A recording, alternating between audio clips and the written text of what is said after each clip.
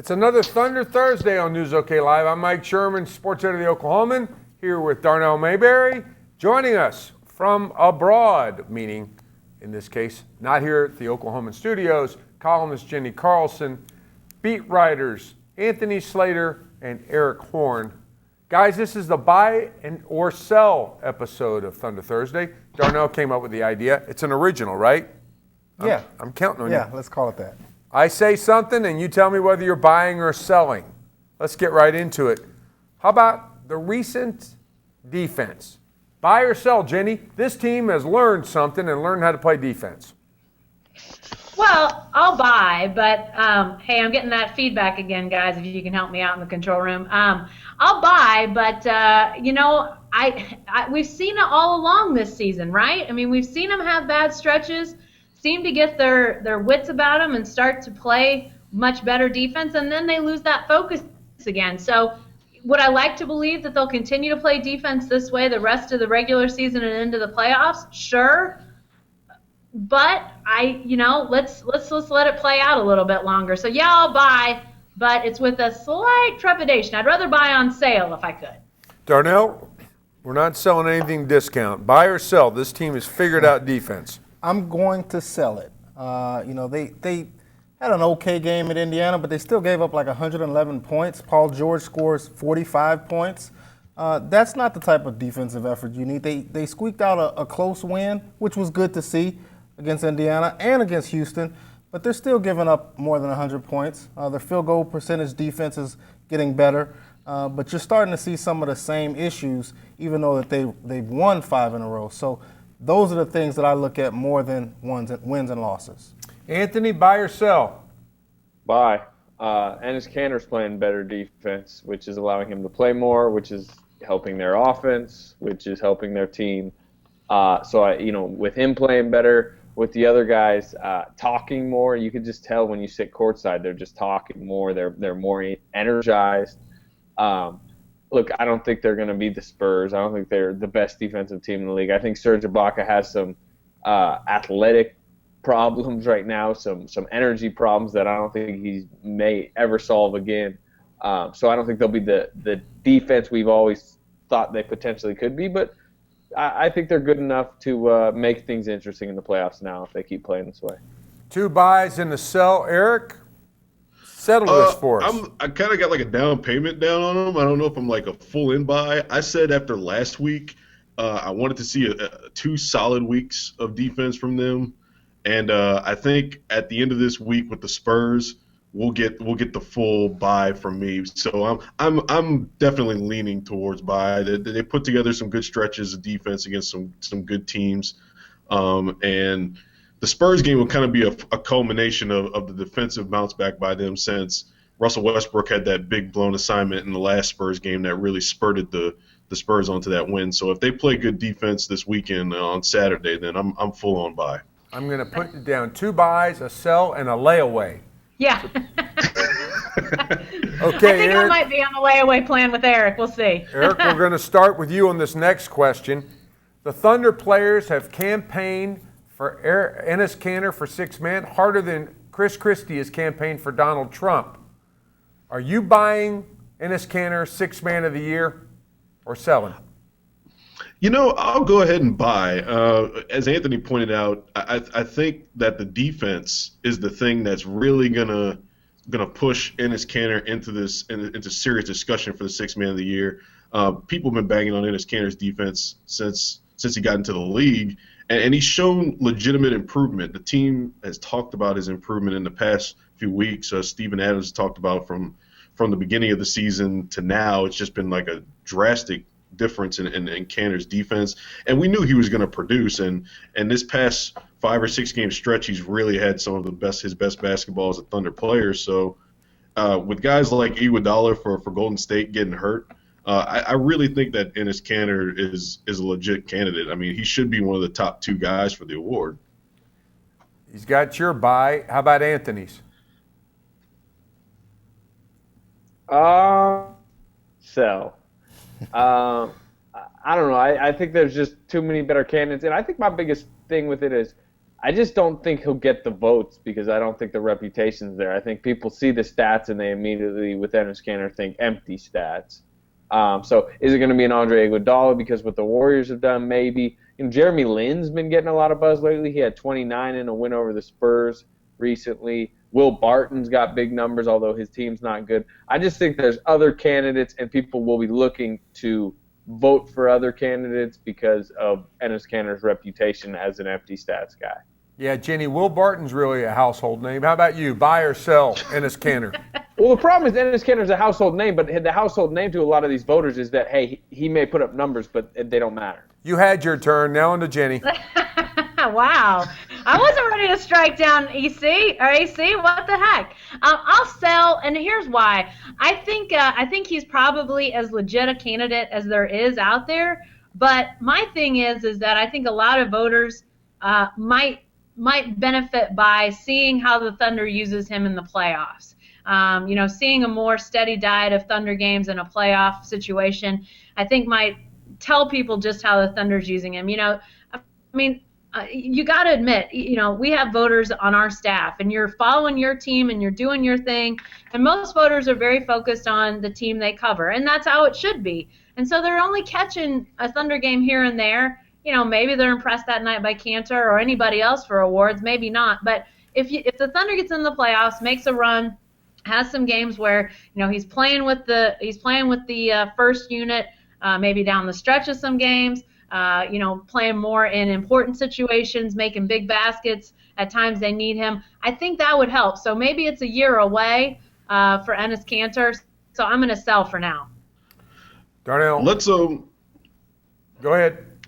Oh well, let's not forget the Thunder sleeper cell. DJ Augustine is taking some shine away from Will Barton over in Denver, scoring the ball more. So you haven't heard a lot from Will Barton lately. It's been more about the DJ Augustine resurgence in Denver, so that might play in Enes Kanter's favor too. The Will Barton juggernaut has been slowed. Imagine that. Hey, Darnell. Why are you hating on Will Barton? Well, I mean, He averages like 16 a game off the bench. because I'm not his mother, his brother, his aunt, or his uncle. That's why. Hey, Darnell, Enes Kanter's defense, isn't that irrelevant to the six men? Since when did defense have anything to do with that award? Yeah, the only award defense has to do with in any of them is Defensive Player of the Year. And barely then. Well, you might be right there.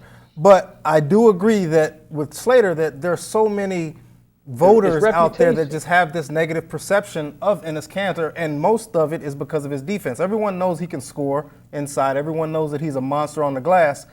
But his reputation as a defensive player just taints so many minds out there in the basketball community that I don't think, to answer the question, I'm buying his candidacy. I will sell on his chances of winning because that reputation, I think, is a big fact. It's a popularity contest, and Enes Kanter is just not a popular player given his deficiencies. Too bad. It's not like Lamar Odom was any kind of shutdown power forward on defense when he was winning it, was he? Okay, guys, next question. Let's talk about the playoffs. Looks like the Thunder is going to be in that third seed, but the rest of it's a little unstable, so there's a lot of teams they could end up playing, including a team they recently vanquished. How about it? The best playoff opponent for the Thunder in the first round, the team the Thunder would most like to play is the Portland Trail Blazers. Jenny, you buying or selling? Well, unfortunately, right now I just had a knock on my door. This is clearly we're hanging out in the worst way today. I'm going to Anthony. Anthony, let Jenny answer the door, and you answer the question. Are you saying that the Thunder should most want to play the Portland Trail Blazers? That the Thunder would want to most play the Portland Trail Blazers. I'm selling every ounce of that stock. That should be the least team they want to play. I'd much rather play Dallas, who's probably going to be without Chandler Parsons, and they 4-0 swept them easily this year. You'd rather play Utah, I think, who is just – they're not going to be able to score with the Thunder in a series. I think you'd rather play Houston, who's in shambles. And I think Portland, who I'd favor the Thunder in, probably 5, maybe 6 games. But I just think with Lillard, with the upstart, with that arena, that's the least of those 4 teams. Eric, not to turn this into the Enes Kanter episode, but Kanter might score 40 a game on Portland. How about it? Portland, buy or sell? as the optimal first-round opponent for the Thunder? I'd sell. I mean, even though Canner would boss Portland around, they still have that three-point threat, and the Thunder have fallen asleep guarding the three too many times. And as Anthony alluded to, they'd have a rocking home crowd. I think the teams they'd least like to see would probably be Portland, and then the Rockets from a standpoint of just the whole Beverly potentially destroying somebody's knee situation. The Mavericks and the Jazz would be the two teams they'd want to see ideally in the first round to get those things over with quickly. I mean, they've not dominated those teams this year, but they dominated the Mavericks in the 4-0 sweep, and then they got a chance to sweep the Jazz. So yeah, those are the two teams that would be the most likely ones they'd want to see. They don't want any part of Damian Lillard in the first round chasing him around the three-point line. Darnell, the guy who's put a down payment on his belief that the Thunder's figured it out on defense is worried about chasing around Damian Lillard. Yeah. How about you? Buy or sell? It's about Blazers is exerting. optimal. They don't want to exert that effort. You've had your turn. I'm going to sell them as the optimal first-round opponent, but not because of some fear or concern that Portland has a shot at winning the series or even making it an interesting series. I don't think Portland is as good as advertised. Basically, all you got to do is worry about Damian Lillard and try to slow down C.J. McCollum a little bit. Easier said than done, obviously, but that's an inexperienced team, and I don't trust inexperienced teams in the playoffs. So I don't think that it's as big a deal as people make it out to be. I don't think the Blazers are as good as advertised. But I'd say Dallas. In addition to not having Chandler Parsons, you're also a lot closer. It's a 45, 50-minute flight. You can get there, get back, get rested up. It's the closest playoff opponent. I think that would do the Thunder wonders. Jenny, are you back with us? I'm back. Buy or sell? Portland as the optimal first-round opponent for Oklahoma City.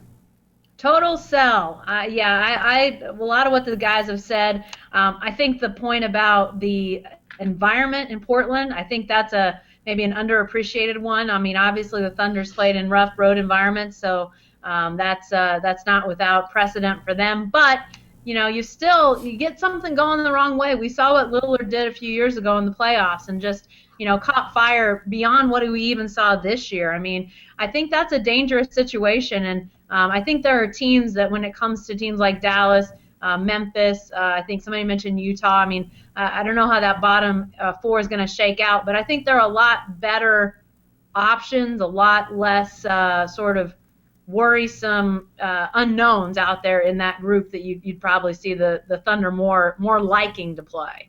I think the point in this whole conversation is like the bottom of the West is a lot weaker than it was 2 years ago. As far as remember when the Thunder was the 2 seed and they faced that like just emerging Grizzlies team that had Marc Gasol back, 50-win team, and it was that 7-game series. There's nobody like that right now. 5, 6, 7, 8. I mean, even the Grizzlies who are 5 right now are nobody on that team's healthy.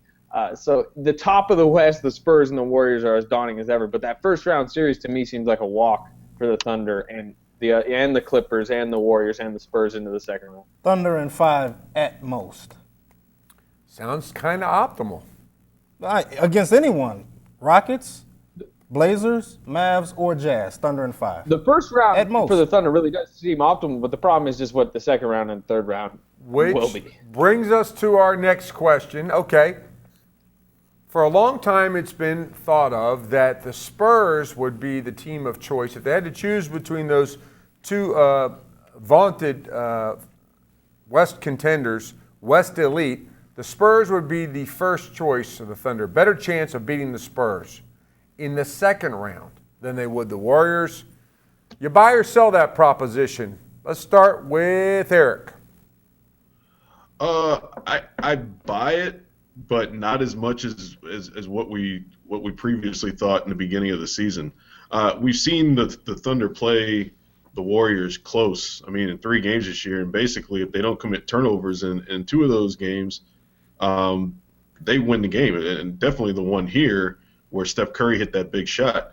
And they played well against the Spurs too in the 2 times. But I mean, we saw a Spurs team last week really do a good job of locking up the Warriors. So I think that gap's closed in terms of the Thunder having this athletic advantage over the Spurs. I mean, particularly with the way that Kawhi Leonard's playing.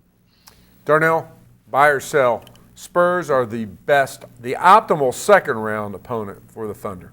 Yeah, I think so. But you've got a win against them earlier this season. What that means now, probably not a lot, but at least you have the comfort in knowing that you can beat that team. They haven't beaten the Golden State Warriors. They don't know that they can beat them. I'm sure Kevin Durant and Russell Westbrook are confident that they can. Maybe not so much with other guys on the roster. I still think they match up better with San Antonio than they do the Warriors, although I do think the Thunder matches up better with the Warriors than anyone else. I still think they match up better against the Spurs than they do the Warriors. And they still got an athletic advantage over them. Kawhi Leonard has really helped to narrow that gap. LaMarcus Aldridge coming along with his length and his skill set has helped to narrow that gap. But I still think the Thunder has that athletic advantage that's going to give them a chance in that series, more of a chance maybe against the Warriors. Anthony, have your views changed on this at all? Still the Spurs, if the Thunder could choose? Yeah, I mean, look, the Spurs are the second toughest matchup in the NBA. The problem is, like, clearly the first toughest is the Warriors. I mean, they're 63-7 now, I think, which is, I mean, it speaks for itself. The Spurs look tougher than I would have said, a couple months ago. I think the emergence of Kawhi Leonard continually seems to get better and better on really on both ends. He can neutralize Durant while also guarding Westbrook at times. So it's a really tough task to think about them beating the Spurs, and then you have to think about coming off that if they somehow complete that to face a Warriors team that might play 8 games in the first 2 rounds. So it's just, I don't know. It's tough to look ahead at this team right now.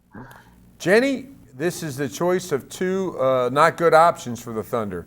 Yeah. Which of the 2? I think second round it's got to be Spurs if you have to pick between Spurs and Warriors.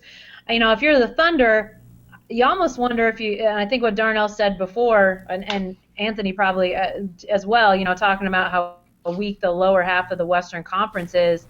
You almost have to hope whatever matchup the Spurs get in the first round, maybe it extends them a little bit more than the 4 or 5 that we think the Warriors and the Thunder are likely to be extended.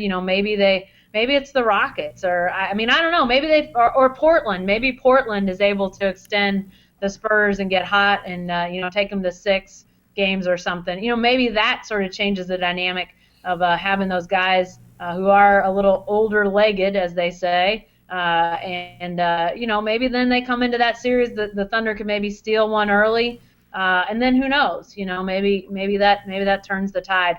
But I definitely think the Spurs, even though obviously Kawhi Leonard, he's top 5? I think, are we ready to say top 3? Probably not, but I think he's definitely in that top 5 conversation. Sounds like you're buying Kawhi Leonard, Jenny. Yeah, totally. Unbelievable. And doesn't he still drive like a 92 Chevy Tahoe or something? Who doesn't love this guy? I think 97. Oh, 97. Oh, sorry. That was a good Lee Jenkins story, by the way, in Sports Illustrated, if you haven't read it. Okay, guys, a couple more questions from our News OK visitors and our readers of the Oklahoman. This one coming. Is Billy Donovan a legitimate candidate for Coach of the Year? Yes or no, with one sentence to explain, Darnell. No, I got one he word, does not no. have Hold the – no is the answer. He does not – he has too much competition. Steve Kerr, Greg Popovich, he's just got too much competition. Jenny, Billy Donovan, legitimate Coach of the Year candidate? No, but it's an interesting conversation after all of the upheaval on the bench that they've had this year. Anthony, how about Billy Donovan, Billy the Kid, Coach of the Year? No shot. Look, I think he's done a pretty good job. I think he takes too much grief at times. With 63-7 team, you got tons of guys out there. Listen, This is the longest sentence of all time. Put a period on it and move on. Okay, Greg Popovich seems like he could, maybe be a decent candidate. Good. Okay. Eric, how about it? Coach of the Year for Billy Donovan? Dwayne Casey. No, and Anthony stole the name out of my mouth. If he can't beat out Dwayne Casey, he can't beat out Walton, Kerr, Popovich. Period. Kerr Walton should share. Period. Next question. Jenny, do you feel like Enes Kanter has earned end-of-the-game minutes down the stretch into the playoffs for the Oklahoma City Thunder? Yes, no, and why? Yes, because he's such a challenge for other teams to figure out. Eric. Yes, because Karl Anthony Towns is still climbing up Serge Ibaka's back from about a week and a half ago. Ouch. Anthony, how about it? Yes, in certain matchups, but I'm not sure the Warriors are that matchup. Darnell, the final word. Yes, because his offense, we know what he can do there, and also his defense is improving, and his rebounding is such a game changer on both ends that he gives you a weapon that you normally don't have.